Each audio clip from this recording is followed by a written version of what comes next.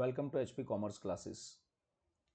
FY BCom એનો IS subject એના જે એડિશનલ અમુક ટોપિક આવેલા છે યુનિટ 4માં એનો આ વિડીયો છે.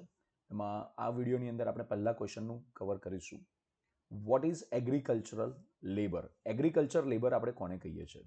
Explain causes of growth in the number of agricultural labourers.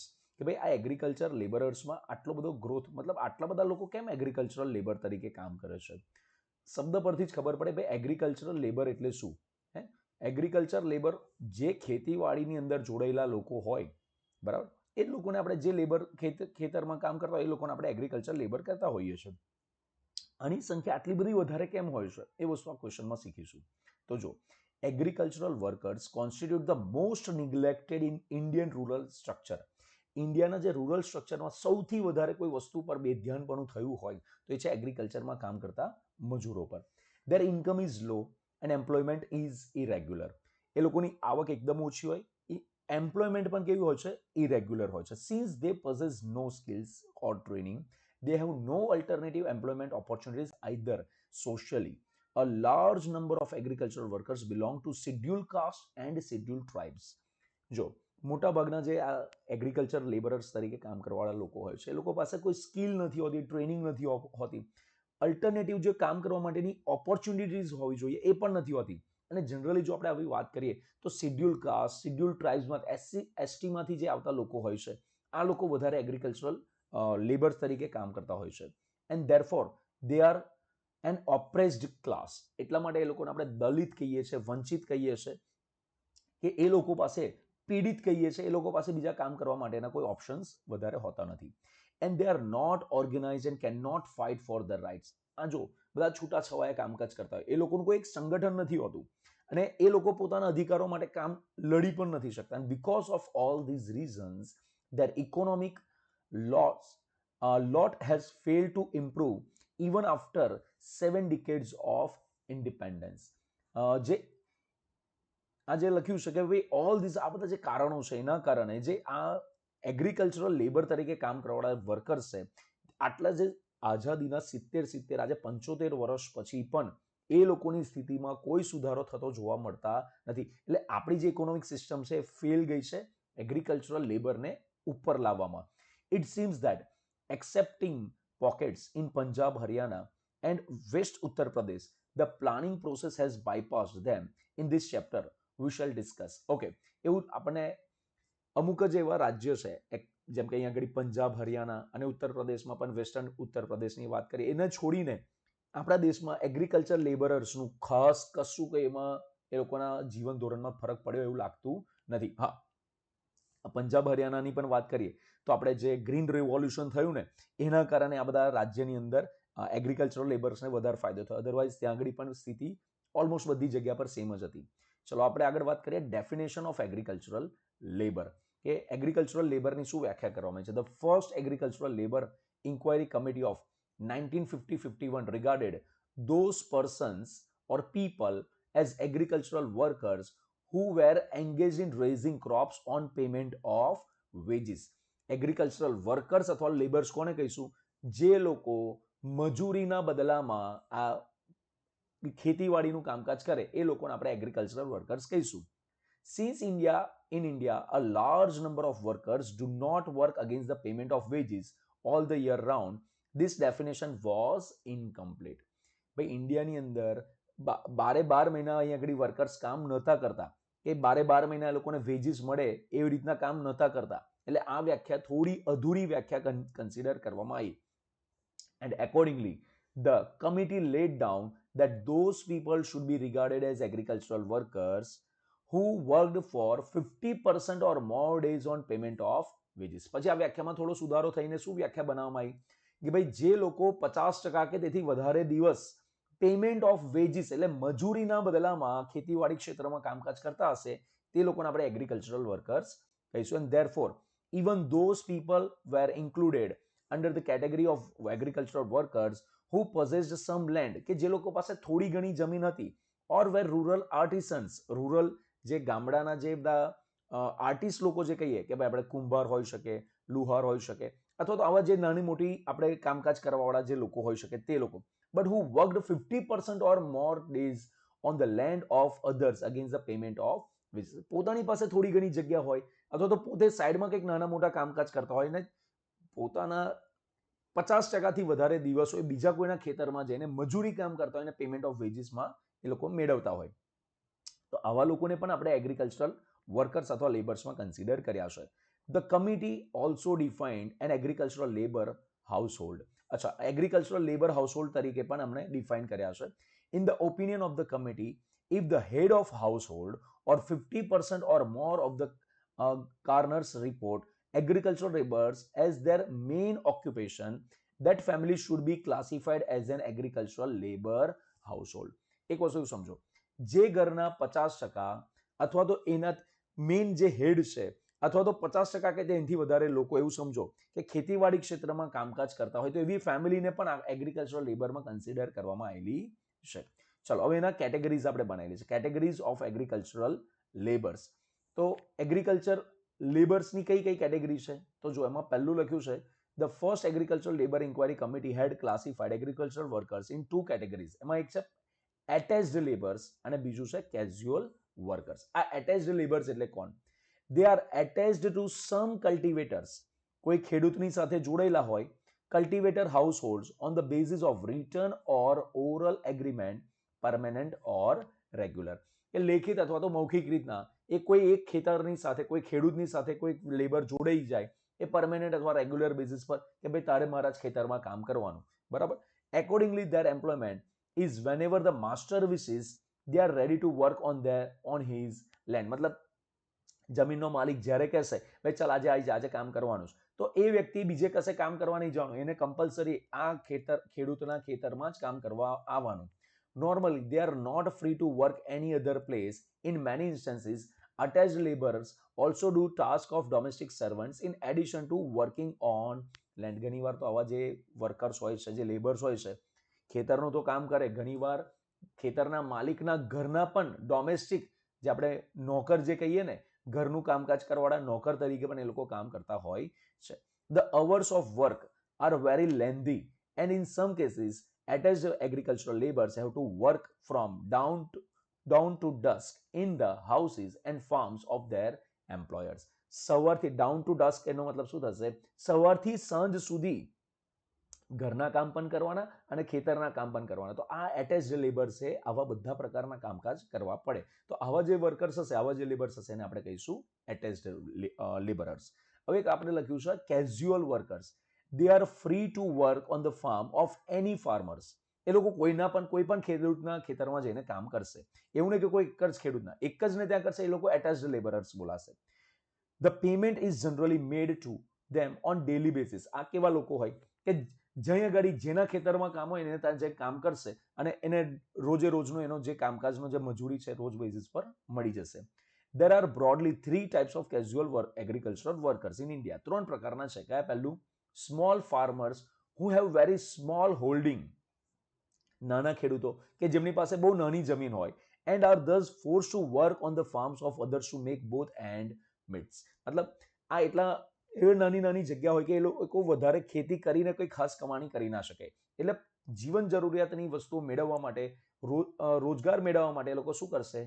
એ લોકો બીજાના ખેતરમાં પણ જઈને કામ કરવા તૈયાર થશે. આ લોકો હોય છે સ્મોલ ફાર્મર્સ. આ પહેલા પ્રકારના કેઝ્યુઅલ વર્કર્સ છે. બીજા આવે છે ટેનન્ટ્સ, ભાડુઆત, who work on leased land but this is not their main source of income. The main source of their income being work performed on the land of others.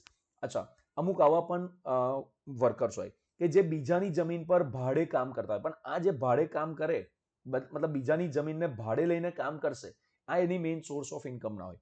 એ લોકોની main source of income કઈ હોય? તો કે જે બીજાના ત્યાં જઈને બીજાના ખેતરમાં જઈને કામ કરે અને જે મજૂરી મળે છે આ એમની મેઇન સોર્સ ઓફ ઇન્કમ હોય. તો આવા લોકોને પણ આપણે કેઝ્યુઅલ વર્કર્સ કહીશું. એક આવે છે share ક્રોપર્સ, who besides sharing the produce of land cultivated by them also work as laborers. ઉદાહરણ સમજો, જમીન મારી છે પણ હું મારું આ જમીન પર ખેતીવાડી કરવાનું કામ મેં બીજા કોઈને સોંપેલું છે. આપણે આ ગુજરાતીમાં છે ને આના માટેનો એક શબ્દ છે ભાગ્યા, બરાબર. ભાગ્યાનો મતલબ કે જ્યાં આગળ ખેતર મારું હોય પણ ખેતી કરવા માટે મેં બીજા કોઈને સોંપેલું હોય અને એમાં જે પણ કંઈક પાક પાકશે જે પણ અનાજ ઘઉં જે પણ આપણે પકવ્યું હોય બધું આપણે પાકશે, તો એ પાક્યાનો ભાગ મારે અડધો લઈ લેવાનો, અથવા જે નક્કી થયો એ પ્રમાણે ભાગ લેવાનો, પ્લસ એને મજૂર તરીકે પણ એ વ્યક્તિએ જ કામ કરવાનું. તો આ પ્રકારના 3 પ્રકારના કેઝ્યુઅલ વર્કર્સ આમાં આપણને આપેલા છે. ચલો આગળ વાત કરીએ causes of growth in the number of agricultural labourers. એ સમજો કે ભાઈ આ એગ્રીકલ્ચર લેબર્સ તરીકે કામ કરવાવાળા લોકોની આટલી બધી સંખ્યા કેમ વધી રહી છે, આટલા બધા લોકો કેમ એઝ અ એગ્રીકલ્ચર લેબર્સ તરીકે કામ કરી રહ્યા છે. તો the number of agricultural workers has continuously increase during the planning period from 27.5 million in 1951 to 55.4 million in 1961, 71.7 million in 1981, 144.1 million in 2011. Continuously આપણે જોઈ શકીએ છીએ કેટલા બધા કરોડોની સંખ્યામાં કન્ટિન્યુઅસ એગ્રીકલ્ચર લેબર્સની સંખ્યામાં વધારો થઈ રહ્યો છે. Since the total number of workers in 2011 was 481.7 million, while the number of agricultural workers was in total, આપણા દેશમાં જે ટોટલ વર્કર્સની સંખ્યા હતી એ 481.7 મિલિયન હતી. એટલે ઓલમોસ્ટ એવું સમજો 48 કરોડ 17 લાખ લોકો એઝ અ વર્કર તરીકે કામ કરતા. એમાં એગ્રીકલ્ચર વર્કર તરીકે કામ કરવાવાળાની સંખ્યા કેટલી હતી? 144.3 મિલિયન. એટલે ઓલમોસ્ટ 14.5 કરોડ લોકો એઝ એગ્રીકલ્ચર વર્કર તરીકે કામ કરતા હતા. It means that 30% of total workers are employed as agricultural workers. This shows that more than 1 out of every 4 persons of labor force is an agriculture worker in India. એનો મતલબ એવું સમજો દર ચોથો માણસ જેટલા વર્કર્સ એમાં દર ચોથો વર્કર એગ્રીકલ્ચર લેબર તરીકે કામ કરી રહ્યો છે. There are a number of factors responsible for the continuous and enormous increase in the number of agricultural laborers in India. હવે આની પાછળના ઘણા બધા કારણો છે. કન્ટિન્યુઅસ અને જે બહુ મોટી સંખ્યામાં જે સંખ્યા વધી રહી છે એના ઘણા બધા કારણો છે. The more important ones are the followings. Okay, હવે જે મેઇન કારણો છે ને અહીંયા આપણને નીચે આપેલા છે. એમાં પહેલું કારણ શું છે? Increase in population. The population of India has increase at a very rapid since અહીંયા આગળ since હોવું જોઈએ, since after 1921. However, development has proceeds at a very slow rate and it has not been possible to provide employment in the increasing population in areas other than agriculture. 1921 પછી આપણા દેશમાં બહુ જ ઝડપથી પોપ્યુલેશનમાં વધારો થયો છે અને એની સામે ડેવલપમેન્ટ પણ થયું છે. ડેવલપમેન્ટ પણ કેટલું થયું છે? બહુ સ્લો રેટ પર થયું છે. એટલે ઓબ્વિયસલી આપણા દેશમાં જે એમ્પ્લોયમેન્ટ માટેની જે ઓપોર્ચ્યુનિટીઝ વધવી જોઈએ એ કોઈ જ વધી નહીં. એટલે જે વધારાની વસ્તી છે બાય ડિફોલ્ટ એ લોકોએ શું કરવું પડ્યું? એગ્રીકલ્ચરમાં એ લોકોએ એડ થવું પડ્યું. The technology mix in manufacturing industries, transport and tertiary industries is such that the capital labor ratio practically fixed and unchanging. Okay, જે ટેકનોલોજી મિક્સ છે, મેન્યુફેક્ચરિંગ ઇન્ડસ્ટ્રીઝ છે, ટ્રાન્સપોર્ટ ઇન્ડસ્ટ્રીઝ છે, ટર્સરી એટલે સેવાનું ક્ષેત્ર, ટર્સરી ઇન્ડસ્ટ્રીઝ એટલે સેવાના ક્ષેત્રની અંદર જે કેપિટલ લેબર રેશિયો જે છે પ્રેક્ટિકલી ફિક્સ્ડ છે અને અનચેન્જ રહેલો છે. Consequently, it is generally not possible to provide increasing employment opportunities in these sectors. એનું પરિણામ શું આવ્યું કે ભાઈ આ બધા ઉપર જે ક્ષેત્રની વાત કરી એની અંદર આપણે કોઈ એમ્પ્લોયમેન્ટ ઓપોર્ચ્યુનિટીઝમાં વધારો કરી શક્યા નથી. કેમ? બીકોઝ કેપિટલ લેબર રેશિયો જે પ્રેક્ટિકલી જે છે એક પ્રકારે કેવો રહી ગયો છે? ફિક્સ થઈ ગયો છે, અનચેન્જ છે કે આટલા રૂપિયા તમે ઇન્વેસ્ટ કરો તો એની સામે આટલા જ લોકોને રોજગાર આપી શકાય. તો આવ્યા બધા પરિબળોના કારણે જે બીજા બધા ક્ષેત્રમાં રોજગાર વધવો જોઈએ વધી શક્યો નથી. However, situation in agricultural sector is entirely different. Not only the capital labor ratio but even the land labor ratio is variable. Capital labor ratio જે છે એ એકલો જ નહીં, land labor ratio કેવો છે? Variable. Therefore, when population increases, people fall back upon agriculture for their livelihood. જ્યારે પોપ્યુલેશનમાં વધારો થઈ રહ્યો છે એટલે ના છૂટકે બાકીના જે વધારાના લોકો છે એ એગ્રીકલ્ચર પર ડિપેન્ડન્ટ થઈ જતા હોય છે. And thus, increase in population is one of the major reasons of increase in the number of agricultural laborers. એટલે આ જે પોપ્યુલેશનમાં વધારો થઈ રહ્યો છે આ એક બહુ જ ઇમ્પોર્ટન્ટ એગ્રીકલ્ચર લેબર્સ વધવાનું કારણ છે. બીજો point, decline of cottage industries and village handicrafts. જે કુટીર ઉદ્યોગ જેને કહીએ છીએ, કોટેજ ઇન્ડસ્ટ્રીઝ એટલે કુટીર ઉદ્યોગનો જે ઘટાડો થઈ રહ્યો છે. ગામડા લેવલ પર જે હેન્ડીક્રાફ્ટ જે ચાલતા હતા, જે એક સમયનું આપણા દેશના ગામડાઓની એક મેઇન સોર્સ ઓફ ઇન્કમ હતી, જે અત્યારે બહુ જ ઘટી ગઈ છે. There was a rapid decline of cottage industries and village handicrafts during the British period, but modern industries were not set up to take their place. એક સમય હતો જ્યારે આપણા દેશની અંદર કોટેજ ઇન્ડસ્ટ્રીઝ, વિલેજ હેન્ડીક્રાફ્ટ્સ, એના કારણે કેટલા બધા ગામડાના લોકો રોજગાર મેળવતા હતા, પણ અંગ્રેજો આવીને આપણા દેશની પથારી ફેરવી નાખી. આપણા દેશનું જે આખું સિસ્ટમ જે હતી કોટેજ ઇન્ડસ્ટ્રીનું, વિલેજ હેન્ડીક્રાફ્ટ્સનું, એની આખી પથારી ફેરવી નાખી. અને એના પછી આજના સમયની જે બધી મોડર્ન ઇન્ડસ્ટ્રીઝ છે ને, એ લોકો એટલા રોજગાર પેદા નથી કરી શક્યા કે જેનાથી આ બધા જે લોકો બેરોજગાર થયા છે એ લોકોને રોજગાર મળી શકે. The Britishers had adopted various measures to destroy the traditional industries of India. ઇન્ડિયાની જે ટ્રેડિશનલ ઇન્ડસ્ટ્રીઝ એને ડિસ્ટ્રોય કરવા માટે આ અંગ્રેજોએ, ભૂરિયાઓએ બહુ ખોટા કામો કર્યા છે. And they were least interested in providing alternative opportunities to the skilled and unskilled workers engaged in these industries. અને આ અંગ્રેજોને કોઈ ઇન્ટરેસ્ટ નહોતો કે જે લોકોના રોજગાર જઈ રહ્યા છે એ લોકોને કોઈ અલ્ટરનેટિવ ઓપોર્ચ્યુનિટીઝ આપે. ના તો સ્કિલ્ડને માટે વિચાર્યું, ના અનસ્કિલ્ડ માટે. ઇન શોર્ટ, આ અંગ્રેજોએ કોટેજ અને વિલેજ હેન્ડીક્રાફ્ટ્સની જે આખું કામકાજ હતું આખું ઝીરો કરી નાખ્યું કહીએ તો પણ ચાલે. નેક્સ્ટ પોઈન્ટ જોઈએ, ત્રીજો point, eviction of small farmers and tenant from land. Okay, in Ryotwari areas in South India, initially land belonged to farmers. However, with increasing number of intermediaries and land started slipping out of the hands of small farmers, and they were forced either to adopt the status of tenants or work as agricultural laborers. Eviction નો મતલબ શું થશે?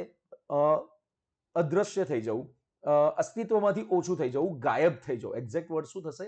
ગાયબ. જે small farmers જે છે ને એ ધીરે ધીરે ગાયબ થવા ગયા. ગાયબ મતલબ કોઈ ગાયબ થઈ જવાના એકચ્યુઅલ રિયલ સેન્સમાં નહીં, એનો ઘટાડો થવા લાગ્યો. ટેનન્ટ ફ્રોમ લેન્ડ, આનો વધારો થવા લાગ્યો. એક સાઉથ ઇન્ડિયાની અંદરનો એક જગ્યાની વાત છે કે ઇનિશિયલી આ જગ્યા પર આવી ઘટનાઓ બની કે જ્યાં આગળ જે લોકો પાસે નાની નાના ખેતરો હતા, એ નાના નાના ખેતરો એમના હાથમાંથી જઈને કોઈ મોટા લોકોના હાથમાં જવા લાગ્યા. અને એ લોકો જે પોતાના નાના નાના ખેતરો હતા એ લોકો ભાડુઆત તરીકે અથવા તો એગ્રીકલ્ચર લેબરર્સ તરીકે એ જ ખેતરોમાં કામ કરવાનો વારો આવ્યો.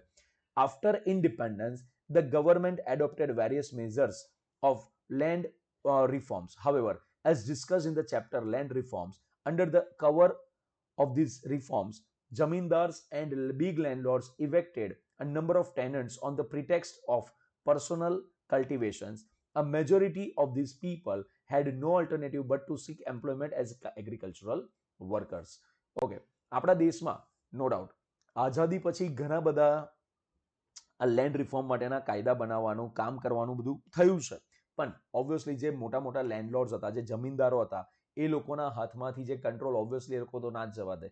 તો જે નાના મોટા જે જમીનવાળા લોકો હતા એ લોકોએ અલ્ટિમેટલી પોતાના રોજગાર માટે એગ્રીકલ્ચરલ વર્કર્સ તરીકે કામ કરવાનો વારો આવ્યો. એક સમય એવો હતો, ખેડેનું ખેતર આ નામની એક સરકારે યોજના બનાવી હતી કે ખેડેનું ખેતર, તમે કોના ખેતર પર કામ કરો છો ઇટ ડઝન્ટ મેટર, તમે જો ખેતી કરી રહ્યા છો અમુક વર્ષોથી તો એ ખેતર તમારું. આવો એક સમય આવ્યો હતો, આવું એક સરકાર યોજના લાવી હતી. આના કારણે કેટલાય બધા લોકોને પોતાના ખેતરો મળી ગયા હતા. પણ અગેન આપણા દેશમાં કેટલું ભ્રષ્ટાચાર ને કેવું બધું ચાલે છે બધાને ખ્યાલ છે.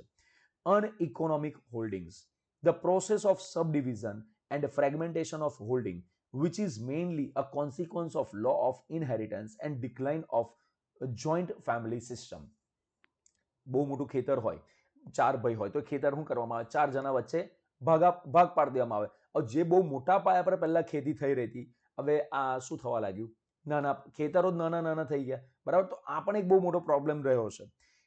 It has continued unabated for a long period of time. And this has rendered a large number of holding uneconomic. As a consequence, farmers working on this holding find it difficult to make both end meet, and therefore they are forced to work on the farms of zamindars and big landlords as agricultural laborers to supplement their income from land. મોટી જમીન હોય, 4 ભાઈ વચ્ચે 4 ભાગ પડી ગયા, હવે એ જમીનમાંથી તો કેટલું આવક મળે? બરાબર, એટલે પોતાના જીવન જરૂરિયાતની એન્ડને મીટ કરવા માટે પણ આવા ફાર્મર્સે શું કરવું પડ્યું? બીજા લોકોને ત્યાં એગ્રીકલ્ચરલ વર્કર્સ તરીકે કામ કરવાનો વારો આવ્યો. તો આવા પણ ઘણા બધા કિસ્સાઓ આપણા દેશમાં બન્યા છે. બીજું છે ઇન્ક્રીઝ ઇન ઇન્ડેટેડનેસ, મતલબ લોકોનું જે દેવું જે વધી ગયું, નાના નાના ખેડૂતો જે લોન લેતા હોય છે, અત્યારે હવે બેંકોના બધી સિસ્ટમ છે, પહેલા તો જમીનદારો હતા, બરાબર, આપણે કહી શકાય કે પેલા શ્રોફ લોકો હતા કે જે લોકોને રૂપિયા ઉછીના આપતા હતા, બરાબર. તો the increasing indebtedness of small farmers in rural areas is also responsible for increasing the number of agricultural workers. The moneylenders and mahajans often advance loans with the purpose of grabbing the land of small farmers. આ લોકો છે ને રૂપિયા ઉછીના આપનાર લોકો એટલા ચતુર હતા કે એ લોકો એ ખબર જ હોય કે આ લોકોને રૂપિયાની જરૂર છે, આ લોકોને રૂપિયા આપીશ એટલે આજે ને એને કાલે એ લોકોની જમીન મારાથી પડાઈ લેવાશે, એ લોકો રૂપિયા પાછા ચૂકવી નહીં શકવાના અને ભવિષ્યમાં એની જમીન મારી થઈ જશે, એટલે આવા પણ બધા કામ એ લોકો કર્યા. They adopted various malpractices. એ લોકોએ બહુ ખોટા કામ કર્યા, જેમ કે charging exorbitant rates of interest. Rate of interest એટલું બધું એ લોકો વ્યાજ વસૂલ કરે કે પેલો જમીનનું પોતાનું બધું વેચી મારે ને તો એ લોકો વ્યાજ ના ભરી શકે, મૂડી તો છોડ દો, એવી બહુ જ ખોટી રીતના એ લોકોને, કારણ કે પહેલાના સમયમાં લોકોને એટલું લખતા વાંચતા ના આવડે, બરાબર, અંગૂઠા મરાવડાઈ દેવામાં આવે, ધમકાવવામાં આવે અને પછી છેલ્લા શું કરવામાં આવે, ફાલતુના રેટ ઓફ ઇન્ટરેસ્ટ બતાવીને ફાલતુનું વ્યાજ બતાવીને શું કરવામાં આવે, એ લોકોની જમીનો પડાઈ લેવામાં આવતી હતી. Manipulating accounts etcetera. And once the small and marginal farmers fall into that trap, it becomes very difficult for them to get out. એકવાર તમે આવા લોકો પાસેથી રૂપિયા ઉછીના લીધા એટલે પતી ગઈ વાત, એના દેવામાંથી કોઈ દિવસ બહાર જ ના આવી શકાય. In an attempt to repay debts, these poor farmers are forced to work as an agricultural workers. Often their land is also mortgaged with the moneylenders, who sooner or later grab it under the pretext of non-repayment of loans. અને આ money lander શું કરશે, વહેલા મોડા રૂપિયા પાછા ના ચૂકવી શકવાના સંદર્ભમાં કે ભાઈ તારી આટલી લોન છે જે તે ચૂકવી નહીં ચલાવે, જમીન તું મને આપી દે. Thus, the erstwhile farmers are reduced to the status of agricultural laborers. અને આના જ કારણે જે નાના મોટા આવા જે ખેડૂતો હતા એ લોકો ખેડૂત તરીકેનું પોતાનું સ્ટેટસ ગુમાવીને એગ્રીકલ્ચરલ લેબરર્સ બની ગયા. નેક્સ્ટ શબ્દ છે spread of the use of money and exchange system.